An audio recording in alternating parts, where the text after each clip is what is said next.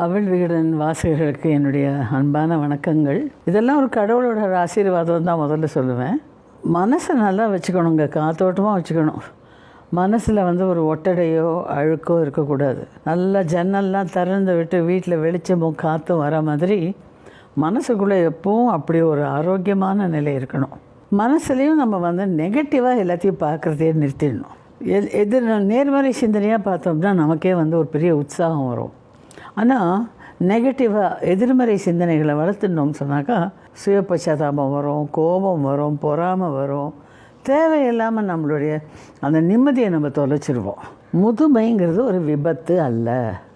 அகாலமாக வியாதியில் செத்து போகிறவங்க இல்லை விபத்தில் செத்து போகிறவங்கள தவிர பாக்கி அத்தனை பேருக்கும் ஒவ்வொரு நாளும் நான் வந்துட்டுருக்கேன்னு சொல்லிவிட்டு முதுமை நம்மளை நெருங்கிக்கிட்டே தான் இருக்குது.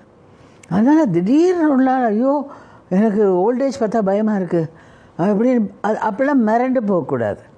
நமக்கு 40 வயசு ஆகும்போதே 3 தளங்கள்லேருந்து நம்மளை தயார் பண்ணிக்கிறோம். எப்படி ஆரோக்கியம் பற்றி நான் 3 சொன்னேனோ அதே மாதிரி முதுமையை எதிர்நோக்க நம்ம முதல்ல யார்கிட்டையும் போய் நிற்கக்கூடாது, சார்ந்து இருக்கக்கூடாது. காலம் மாறி போச்சு. முன்னெல்லாம் ஒரு வீடு, அதில் அத்தை பாட்டி மாமா அவங்க இவங்கன்னு ஒரு 20 பேர் இருப்பாங்க. இப்போல்லாம் nucleus family flat, 2 bedroom flat இத்தினோண்டு இருக்குது. அதில் கணவன் மனைவி குழந்தைக்கு தான் இடம் இருக்குது, அப்பா அம்மாக்கெல்லாம் இடம் இல்லை. கிராமத்துலேருந்து எல்லோரும் இங்கே வந்தால் இங்கே இடம் நெருக்கடி இருக்குது, கன்ஸ்ட்ரெயின்ட். அதனால் என்னுடைய அப்பா அம்மாவை நான் பார்த்துட்டாப்புல, மாமனார் மாமியாரை பார்த்தாப்புல என்னோடய பசங்க என்னை பார்ப்பாங்கங்கிற எதிர்பார்ப்பு இருக்கக்கூடாது. இதை நம்ம 40 வயசுலேருந்தே வரைச்சிருந்தா தான் அது 60 வயசு ஆகும்போது அது இயல்பாகவே நமக்கு ஐயோ அவன் பார்க்காம போகிறான், நான் பரவாயில்லப்பா, அமெரிக்கா போயிட்டான், நான் பரவாயில்லப்பா, அது மாதிரி குத்தஞ்சொல்லி நம்ம நெகட்டிவாக பார்க்க மாட்டோம். நம்ம வாழ்க்கையை நம்ம வாழணும். யாரையும் கூடுமான வரைக்கும் சார்ந்து இல்லாமல் வாழணும். அதுக்கு உடம்பை நல்லா ஆரோக்கியமாக வச்சுக்கணும். அது நான் சொன்ன மாதிரி எக்ஸசைசஸ், யோகா, தியானம், இதெல்லாம் மூச்சு பயிற்சி, இதெல்லாம் 40 வயசுலேயே ஆரம்பிச்சிடணும். அதுக்கு முன்னாடியே கூட ஆரம்பிக்கலாம். அப்போ தான் 60 வயசில் நீங்கள் ஃபிட்டாக இருப்பீங்க எல்லா விதத்திலும். அப்புறம் 2வது நான் சொன்ன மாதிரி மனதளவில் நம்மளை தயார் பண்ணிக்கணும். என் பிள்ளைக்கு அவன் வாழ்க்கை இருக்குது, என் பொண்ணுக்கு அவள் வாழ்க்கை இருக்குது, அவங்களுடைய பிரச்சனைகள் இருக்குது, ரெஸ்பான்சிபிலிட்டிஸ் இருக்குது. என்ன நீ கவனி நான் சொல்லிகிட்டே இருக்கக்கூடாது. அவங்களுக்கு முடிஞ்சப்போ அதை கவனிக்கட்டும், முடியாட்டா புரிஞ்சுக்கணும். நம்ம அந்த மாதிரி நெகட்டிவாக பார்க்காம சப்போர்ட்டிவாக இருக்கணும். அப்படியே போய் பொண்ணு வீட்லையோ பிள்ளை வீட்லையோ இருந்தோம்னாக்கா என்னென்ன வேலைகள் செய்ய முடியும்? குழந்தைகளுக்கு கணக்கு சொல்லி தர முடியுமா? கதை சொல்லி தூங்க வைக்க முடியுமா? சமையலில் ஹெல்ப் பண்ண முடியுமா? இல்லை வாக் போகிறாப்பில் போய் பால் வாங்கிட்டு முடியுமா? அதெல்லாம் பண்ணணும்.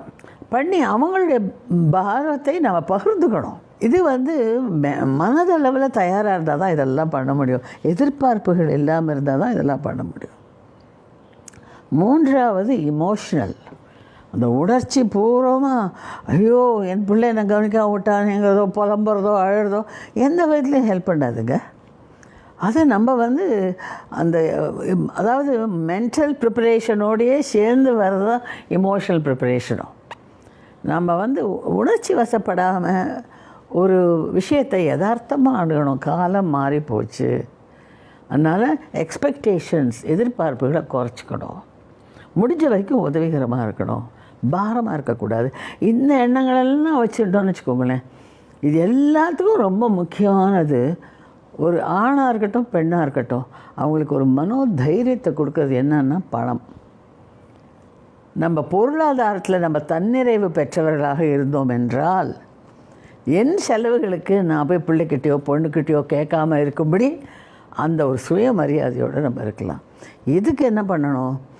அதே 40 வயசுலேருந்து பொண்ணு படிப்பு, பிள்ளை படிப்பு, கல்யாணம் செலவழிக்கிற சமயத்தில் இது என்னோடய முதியோர் வாழ்க்கைக்கு அப்படின்னு ஒரு சேமிப்பு எடுத்து ஒரு 10% அதை போடும். அது சுயநலமே இல்லை. நாளைக்கு யாருக்கும் தொந்தரவு கொடுக்காமல் நீங்கள் இருக்கிறதுக்காக, கௌரவமாக வாழறதுக்காக தான் இந்த ஏற்பாடு.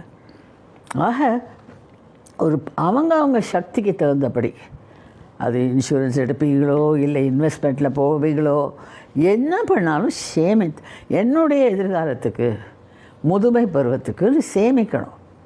கையில் பணம் இருந்ததுனாலே எங்கள் மொத்தட்ட போய் மருந்து வாங்கணும் எப்படி கேட்குறது, அந்த அந்த தயக்கம்லாம் இருக்காது. உடம்பு முடியாட்டால் கூட அப்பா என்னோடய அக்கௌண்ட்லேருந்து ஒரு 1000 ரூபா எடுத்துகிட்டு போய் இந்த மருந்தெல்லாம் வாழ்ந்துருப்பா சொல்லுவோம். அவங்களுக்கும் அது ஈஸி. இதுதான் நிதர்சனமான ஒரு நிலைமை. ஆக முதுமை வந்து அது கண்டு மிரண்டு போக வேண்டாம்.